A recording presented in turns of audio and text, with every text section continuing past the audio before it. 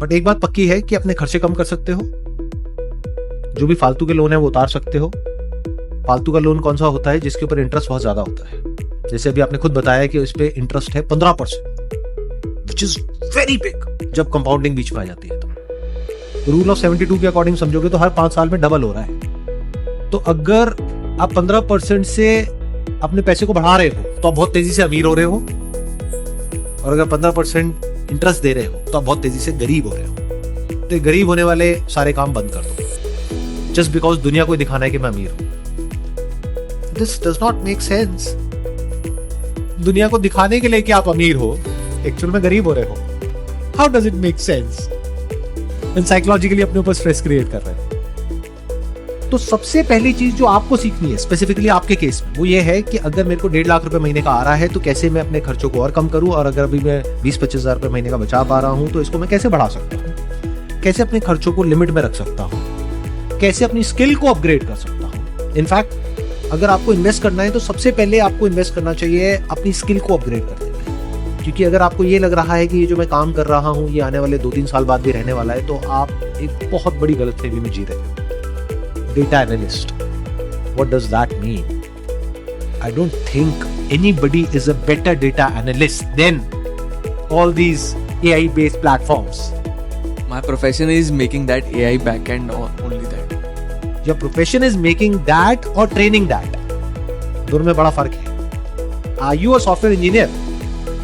क्या आप उसको बिल्ड कर रहे हो या AI को ट्रेन कर रहे हो? Build is also includes the training part. नहीं, there is a difference between the two because if you are training that, ये जो मॉडल्स हैं इनको अगर आप ट्रेन कर रहे हो तो एक ऐसा पॉइंट आएगा जब वो ट्रेन हो करके वो खुद ऑटोनोमस हो जाएंगे और वो खुद को ट्रेन करने लग जाएंगे, तब आपकी जरूरत नहीं है। तो इस सच को देख लेना कि ये कोई बहुत ज्यादा टाइम तक के लिए नहीं है। अब इससे क्या होता है, जैसे हम इसको देखते हैं हमको डर लगता है तो हम देखते ही नहीं है, हम अपने आप को कहानियां सुनाने लग जाते हैं कि नहीं नहीं नहीं नहीं ऐसा कुछ नहीं है, मेरी जरूरत तो हमेशा के लिए रहेगी। ऐसा कुछ नहीं है बॉस। इस सच को देख लो कि बदलाव आ रहा है, बहुत तेजी से आ रहा है। जब ये क्लियर हो जाता है तब हमारे अंदर एनर्जी आती है कि देन व्हाट्स नेक्स्ट।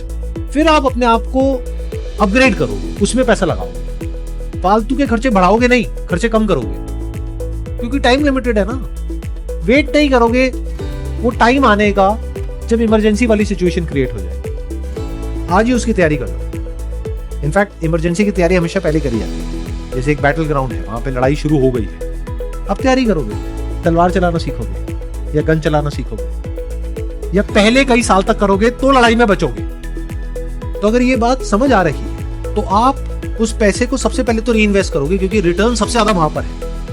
आप पैसे से पैसा कमाओगे तो रिटर्न आ जाएगी 10%, 15%, हद मार लोगे तो 20%। अगर उससे ऊपर की कोई बात कर रहा है कि 1 महीने में पैसा डबल, 2 महीने में पैसा डबल, 6 महीने में पैसा डबल, वो सब स्कैम है। रियलिस्टिकली स्पीकिंग अगर आप रिस्क रिवॉर्ड को मैनेज करके चलोगे तो मैक्सिमम 15 से 20%। अरे तो वो तो तब फायदे का है ना जब पैसा बहुत है।